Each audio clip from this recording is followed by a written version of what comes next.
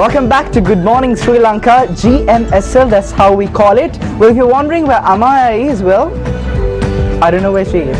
But I'm Banu, I hope I got my name right. But we're doing a spectacular show today, and you know what? We're having a terrific weekend as well. And just before this segment, we had the fortune to talk to three legends in the field of golf. So hello again to Mr. Michael Margala and Mrs. Tiron Urakodi plus Mr. Malik Amdeen.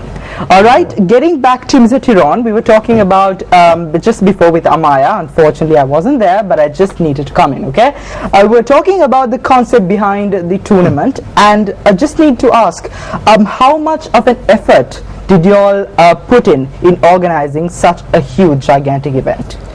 Actually, because this is the first time happening in Sri Lanka, the inaugural season, inaugural one, and we had to think of everything from the scratch, because we didn't know first how to group them and what rules to put in, how to start the tournament, everything. So we had to think of everything, because at the beginning we thought we might attract about 10 to 12 schools, but to our surprise, within 1 week we had 24 schools and we had to stop the registrations. At the beginning we thought we might get about 10 players from each school and thereafter consider the best 5 cards or something like that. But later on, so many schools came and requested, saying that no, we have more than 10 players, please give us the opportunity of having more players. Some schools came and said, we can't even find 5 players, please give us the opportunity of taking part in this inaugural tournament. So each group had how many players? Each school we thought of giving 4 players per group, and maximum of 6 groups. That is 24 players per school. Is there any reason for it? Or so we thought when we have a group of 4, when they play in a group, we can consider the best 3 cards. So they are getting an opportunity, even if you have not all that good player, so his card can be taken out and other 3 players can have their cards considered as the winning score. So that is the reason why we had 4 players and considering 3 best cards. So that is that. Then we were wondering how to start, at the end we decided to have 2 shotgun starts. Shotgun is like we are going to have all the players, about 5 players each, in all the 18 holes, and there is a shotgun done, and we start at the same time.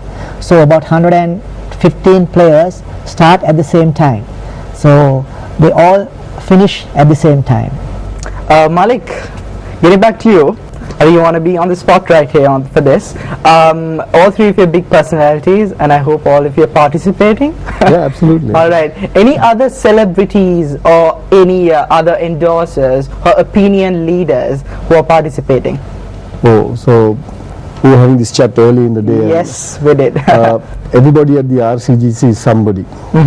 So I wouldn't be able to pinpoint on anybody, because but there's a lot of famous personalities in Sri Lanka who play golf, and they're all there. So in the 230 players, I would imagine there are lots of those people, and probably not be able to highlight one. So ranging from CEOs to you name it, CEOs of companies to chairmen to lawyers to doctors to engineers, ship captains to you name it. They're all at the RCGC. So. Okay, Mr. Michael, getting back to you, golf is still a developing sport, if I can call it, in Sri Lanka. It's not still at a platform where you can say it's very popular when in comparison with a sport like cricket. Do you see a futuristic perspective, if you want to look at an emerging theme maybe in the future and say, you know what, by creating this type of events, we're creating a platform and making golf a huge sport in the future? Oh yeah, absolutely. Actually, the forces have put up golf courses. In fact, Trinco has one of the picturesque, beautiful golf courses they have just completed. So that's one of them. Then Morelli has one, Kandy has one, and there are so many that is coming up. Some in Hambantota, and so on and so forth. So we are going to have lots of players coming out of those golf courses.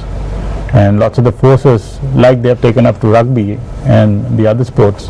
Okay. There'll be lots of golfers, there'll be lots of children of their parents, of their kids, who will take up golf. So in time to come, golf will become very popular.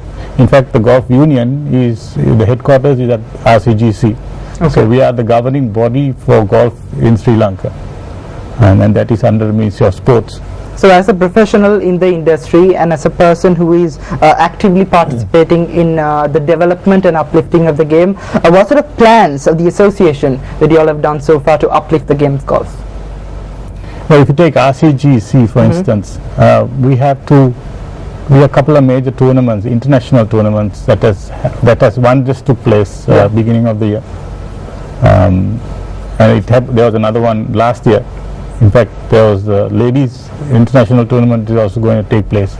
So similarly, with these kind of international tournaments coming in, the golf is going to grow. In fact, the other major thing that we are also looking at, taking golf to schools, which we did earlier many years ago, but now we are going to be actively taking this. This is a stepping stone into golf. I mean, of course, in this tournament, all the old boys and the girls of these 24 schools are taking part.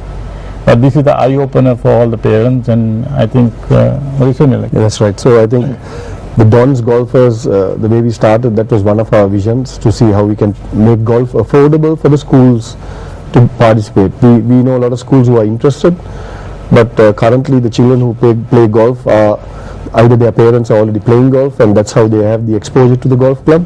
Other than that, you don't see the school system sending them to the golf club.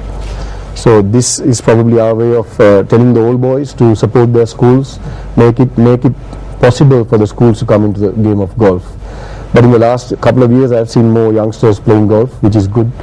And the pros of the golf club are also coordinating some kids programs, which is encouraging golf.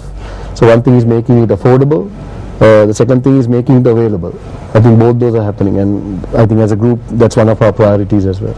And on that note, would you all consider making this an annual event? This is definitely it's a guaranteed annual fixture. I mean, the captain and the vice captain. The vice captain is seated here, so they've been kind enough to play this under the club banner, which is RCGC. That's why you find the RCGC name coming in front. Yes. And also we are hoping that it will be an annual event.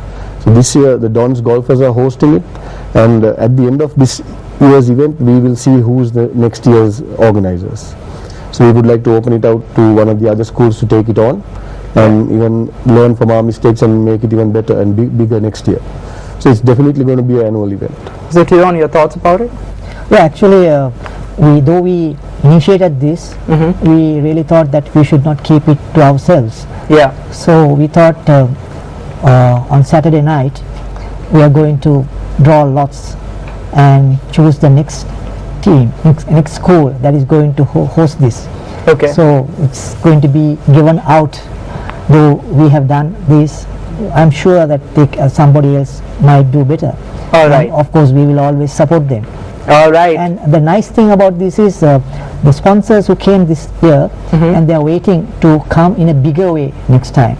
And we're going to talk more on that. How big will the sponsors come? And of course, these three gentlemen will be talked to by Amaya as well in the next segment as well. Don't go anywhere, because one of the biggest historical days in golf in Sri Lanka is coming up on the 22nd. That's on Saturday. Don't miss it. And of course, more updates on Good Morning Sri Lanka.